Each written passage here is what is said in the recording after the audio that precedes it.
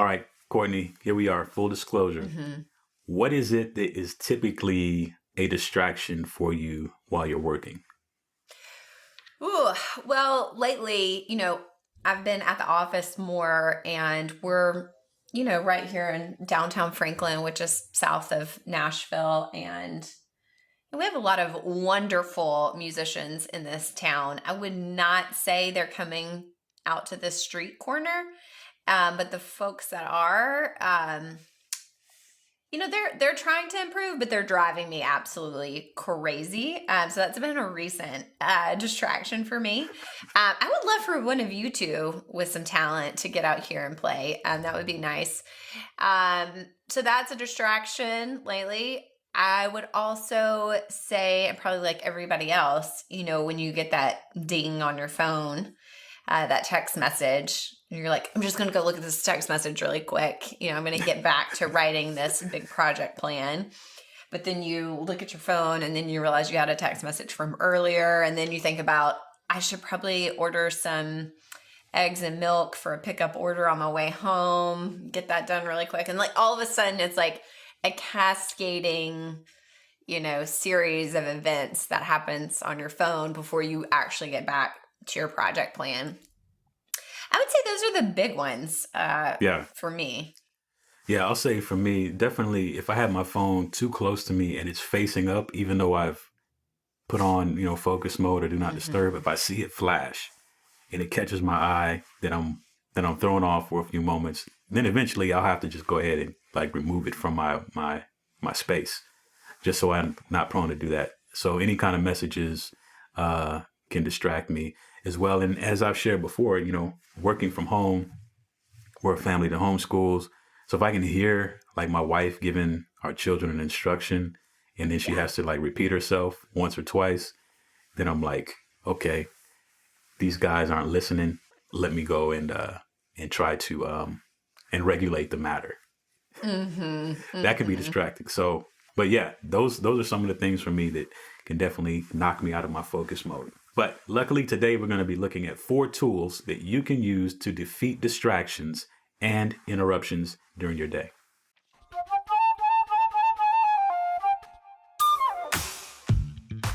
Welcome to another episode of Focus on This. This is the most productive podcast on the internet, so you can banish distractions, get the right stuff done, and finally start loving Mondays. I'm Verbs, here with Courtney Baker, and obviously our producer, Nick. Happy Monday to you both. Happy Monday. Happy Monday.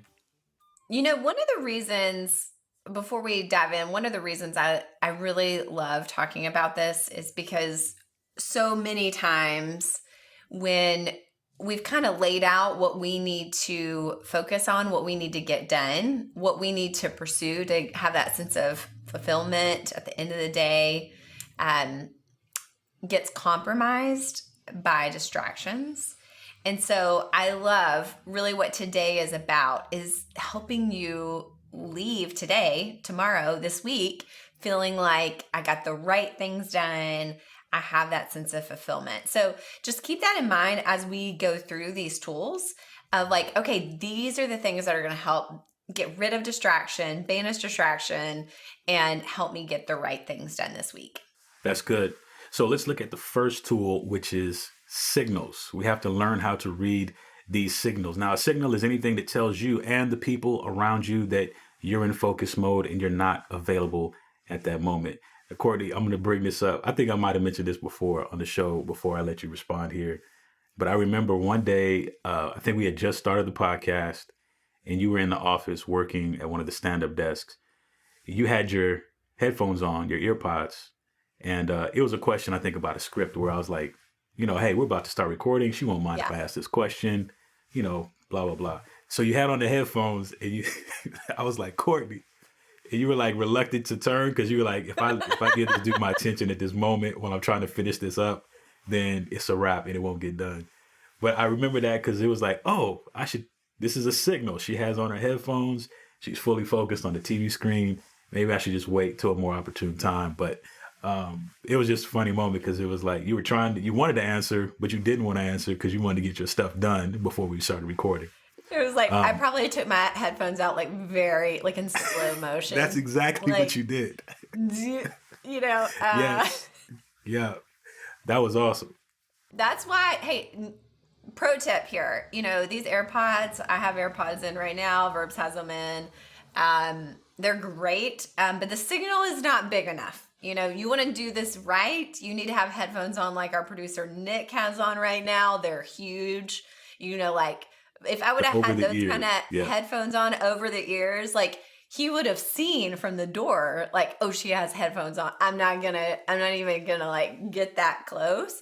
So word for the wise, those huge sound canceling headphones, game changer. Highly recommend those.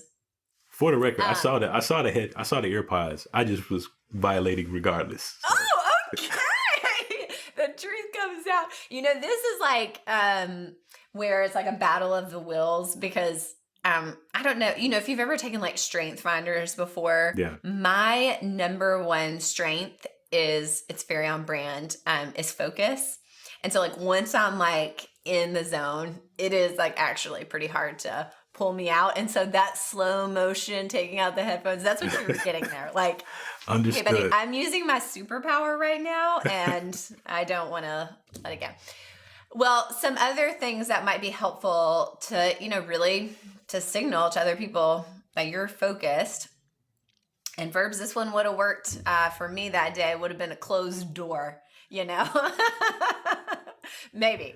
I would even say, you know, especially now that so many people have doors with glass, even putting a sign that just says like deep work is really effective. Another thing, if you're working from home, and Verbs, you may do this yourself, but like change into work clothes. It kind of tells your family or roommate, whatever, that like I'm going to work even though it's in this same building. Yeah, no, for sure. I mean, one of the things that I think is most effective for the space I work in at home is, you know, I had to actually put up doors, some little sliding barn doors, just, you know, just so my family knows, okay, Dad's shifting into work mode. And, you know, they're old enough to where I have that conversation with them. Hey, guys, if you need anything in this area over here, you have about 30 minutes to get it done. And then after that, I'm shutting the door and, you know, we're recording a podcast, that sort of thing. So I'll be focused. All of those things really help just shift mentally for you into a focus mode because you're going into it in an undistracted space as much as possible, removing those distractions and smoke signals for the folks that are around you. Even if you're in a co-working space. I mean, I think those headphones are a big deal. Just to let other folks know I'm not available at the moment. I will add one for those of you that are completely virtual.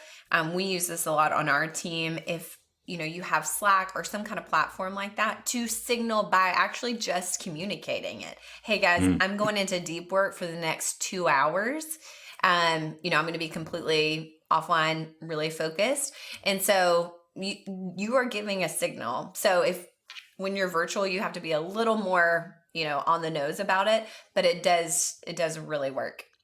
No, that's a great idea because I remember, you know, whatever your team communication platform may be, there may be a certain level of expectation. If someone sends you a message, what that response time should normally be. So just doing what Courtney said is, hey, I'm going into stealth mode for about the next 2 hours. I won't be available till after 2 p.m. or I'll check these messages again during my workday shutdown. That way, you know, people aren't sending you messages with an expectation to hear right back from you and then sending another message or trying to, you know, get your attention through another communication mode of some sort. But it just lets everybody know this is where I'm at. You won't hear from me. I'm focused. We talked about wearing clothes, like work clothes, even if you're at home.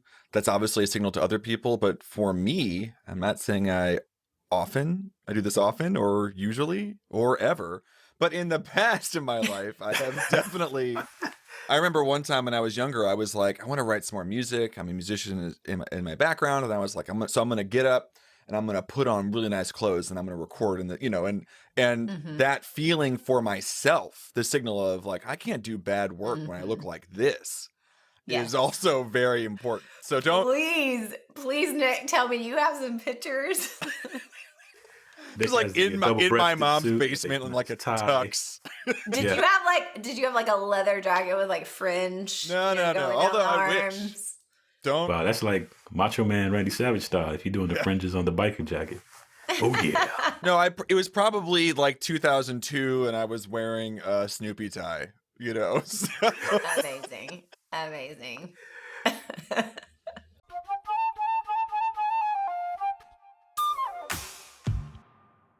All right, so tool number 2 is a calendar. Courtney, I was today years old last week when I found out that if you want to search for a meeting or look for, proposed meeting times, that you can actually go into your team's calendar if you're using, Google Suite, and actually see when other people are actually busy. Oh, yeah. I did not know this. So that way, you're not going back and forth trying to set a meeting. It's just, look, this person is busy, not available at this time. And my mind was blown. Did you know about this already? I did know about this. Yeah, you did not tell me. And we're still friends. I apologize. This episode is about forgiveness. I forgive you for that time you interrupted me. And venting. you forgive me. This is weird. So this is good. This is a healthy podcast episode that we're having here. Yes, you can absolutely do that if you're using Google Suite. And so on that note, when it comes to your calendar, we say this all the time, what gets scheduled gets done. And that's true when it's individual work as well. And so I do this all the time. I schedule my workday startup, my workday shutdown. I schedule deep work. I schedule my weekly big 3 during the week. All of these things are just helpful tools to make sure that I get that distraction-free, meeting-free time to actually, get my weekly big 3, get my daily big 3 done, especially if you're somebody that is in lots of meetings. Having that calendar space with yourself is critically important. Can you talk a little bit more about that, actually? So when you set your weekly big 3, then you go to your do you immediately go to your calendar and go chunk, chunk, chunk, chunk, chunk? And I think that's a really useful tip for people. Yeah. So what I do is when I get to step 4 and I use the page in the planner that has the section that has like Monday, Tuesday, Wednesday, has the days with just like open spaces. So I'm kind of looking at big things that would be abnormal. And then, so once I kind of have an idea of like what's coming for the week, and then the next step 5 is to set my weekly big 3. I have a frame of reference of like, when am I actually going to pursue these weekly big 3? Because most of the time, there is a time commitment to those items. They're not going to just happen automatically. And if they're going to happen automatically, they're probably not the right choice. Not always, but most likely they're not the right items. And so what I do is just go ahead and kind of figure out where in the week I'm going to plot time to work on those projects. It doesn't always work perfectly. Obviously, there are times where a meeting comes up. If I have an executive team meeting or, my boss calls me into a meeting, obviously those things are going to take precedent, but it just helps make sure that my weekly big 3 and the time that I have available are actually in sync together. Yeah. Cool. That's great. Just that extra step, I think of once you know what days you want to fit that work in, just making an appointment with yourself as focused time to get those things done. That way, even when you look at your calendar, that commitment is popping up as that color block on your your iCal or your Outlook calendar, whatever it is, to reinforce that commitment you're making with yourself to get it done. Well, and I'm glad you just used that language, because I think it is really easy to break that commitment with ourselves. It's almost kind of funny that the easiest commitment to break is with me. And so you really have to... Yeah, because I'll understand, You're so busy. I think it's really important to kind of treat it like that, like a commitment, and even ask yourself, like, I made this commitment. Am I going to hold to, kind of to hold my side, this future self version of me? Am I going to hold to the commitment I made with my old self? Is that right? Past self? Past self. past Courtney? Am I going to hold to the commitment I made with past Courtney? And so again, it doesn't always work, obviously, but I think framing it like that helps me more likely stick with those time slots that I've assigned. I say this all the time. People are sick of me talking about this, but it is the combination. Is it about your dishwasher? No, people are not sick of that. That's taking over the internet like wildfire. It's a combination of the tool 1, which is a signal, and tool 2, which is a calendar, which is I use a platform called FocusMate at focusmate.com. And what you do, in case you haven't heard me talk about this, is you sign up for an account. You can do it for free. You have a limited amount of sessions, or you can pay like $5 a month. And it's like at 10 o'clock, I want to work. And then you just put that on the calendar. And then somebody else in the world says, I also want to do work at 10 o'clock. And so you get together, and then they put you on cam together, and you say, hey, for the next 50 minutes, I'm working on da-da-da-da-da. And they say, I'm working on da-da. And then you just work. And so it does a couple things. One, it blocks off your calendar. You can schedule ahead of time, which is great. Some people I know will set up a block on FocusMate like first thing in the morning, because they're like, I want to, before I do anything else, I want to be up. I want to be accountable to somebody else. I'm going to be there. Another thing it does is that when I'm on FocusMate, my family, my time feels different to them, because I'm not just working. You know, you can always just pop in when someone's working. You got a quick question, but if I'm in a FocusMate, suddenly they don't want to distract the other person, and I've got a goal I'm trying to set. So I just looked at my profile. I have been on FocusMate for 42 consecutive months. I've at least done one session. Wow. I've done 793 sessions, which is actually not a ton. I tend to use it kind of sparingly. But I highly, highly, highly recommend it. If you're somebody who works from home, maybe you're a solopreneur or you got a side gig or something, it is really great to just get stuff done with. So FocusMate, that's my push. FocusMate is great. I've used it myself, and it's amazing how a little thing like having somebody else on camera just makes you just want to get it done. It's crazy. Because they're 60 minutes long, right? Totally it's like works. 50 minutes. Yeah, they have a 25 minute. I think also some of it is that it forces you to have a goal. That's the other thing. So it's like, hey, in the next, and I think it's very important to do specific goals. I'll go like, I've got 3 tasks. I'm going to get through 15 minutes of this edit. I'm going to write these 2 emails. I'm going to do this. And then at the end, you got to tell them. They'll go, how'd it go? And you go, okay, I didn't get to task 3 because whatever. Sometimes it just took longer than I thought. Right. So I find it's a great way to create stakes and drama in your day to keep focused.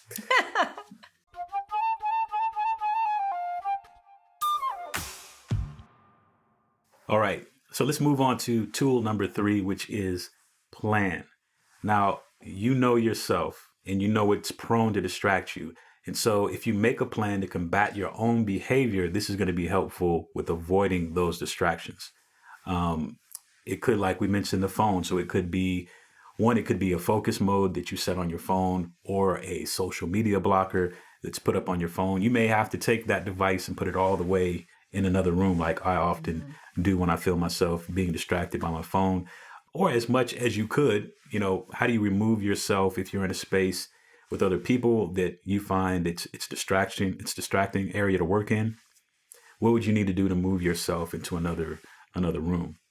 Yeah, or if you're like me and there are people playing not so stellar music on the street, those noise canceling headphones, bringing those to the office. One other tool that is helpful is to just write it out. Like, if this thing happens, if there is someone playing, I'm trying to think all the instruments they play out there, Verbs, but definitely was there an accordion player out there at one point? Oh, yes.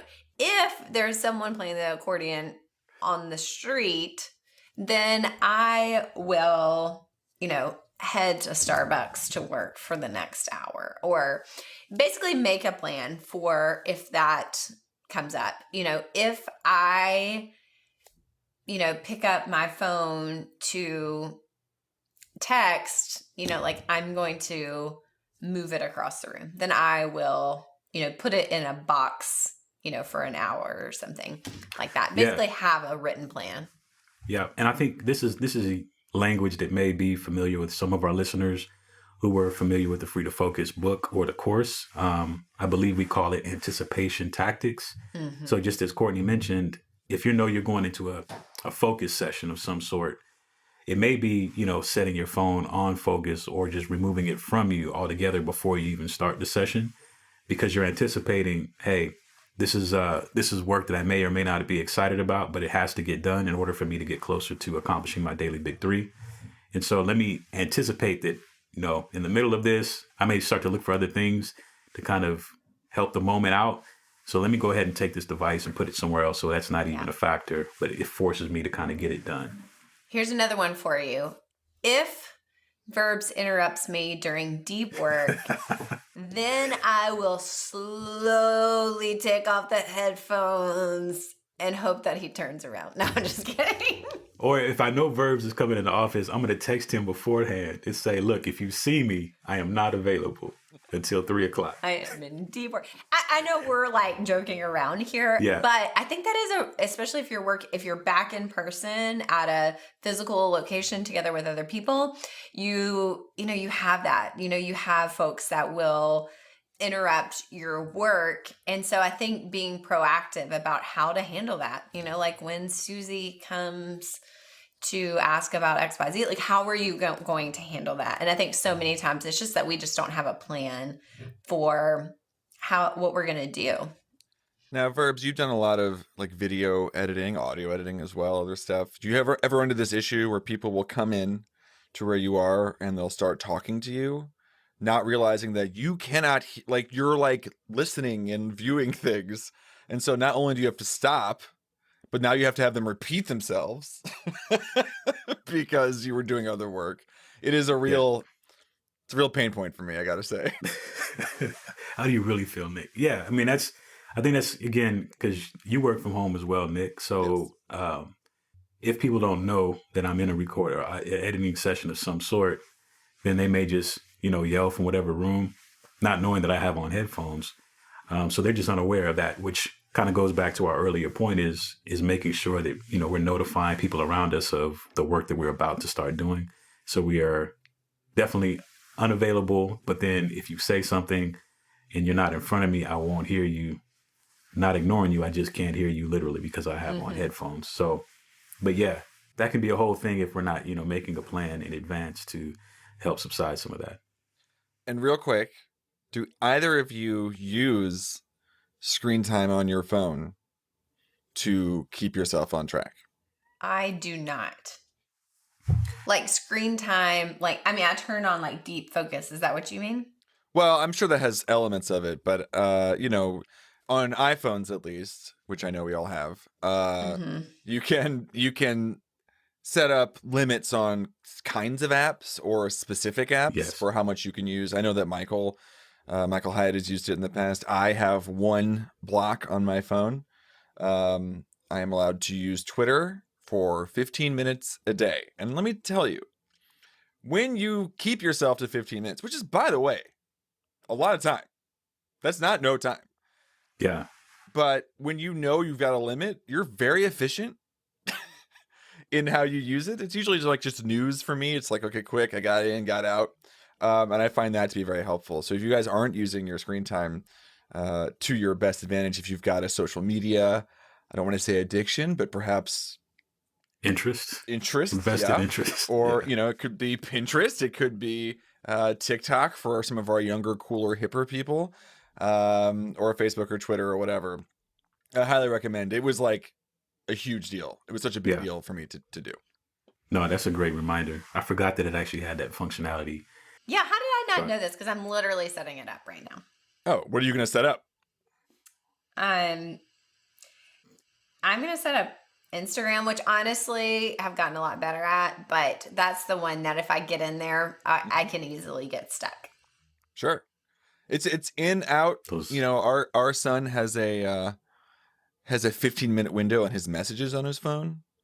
And so it's interesting. So he's got to be in and out as well. What do I have to convey? I'm out. What's the plan? I'm gone. It's not a lot of waiting. Yeah. It's interesting to sort of watch it play out. So highly recommend for everybody. It's there. You can also just look at screen time on your phone to see what you are doing with your time. which yes, is scary. Absolutely. You're going to be, I promise you, you will be horrified by what your phone tells you you've been doing. Especially when it shows you that number and you think about the time that is showing you on that screen that could have been used for something else. You know, I listened to a podcast once and this guy was like, I stopped bringing my phone into my room at night because I'm married. I got, and the last thing I do every night and the first thing I do every morning is like spend time on my screen rather than this like woman that I love. Like, what a waste of my life. And like when he said it that way, I really was like, oh yeah, like this is, I'm not gonna be on like my deathbed thinking to myself, if only I had been on Twitter more. So, three more reels. Yeah. I need to watch 3 more dancing reels. So, hey, we're in my social media bag right now. You're not gonna beat it. It's designed to keep you hooked. So I highly recommend time. Absolutely.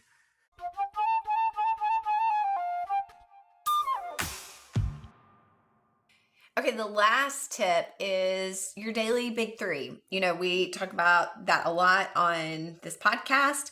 It really is the essential tool to help you focus. Focusing on those fewer tasks helps you be accountable. Again, if we have a never-ending to-do list, there's really not any accountability to that if you've got 20, 30 items on a list, because no one can do that much in a day. So by specifying, like, these are the 3 most important things that I need to get done today, really holds you accountable to them. And the reason that's important is at the end of the day, again, we've talked about this several times in this episode, we want you to feel like you got a lot done, that you worked hard and you feel accomplished at the end of the day. And so again, that daily big 3 is really going to help with that, as are all of these tools that we've talked about today.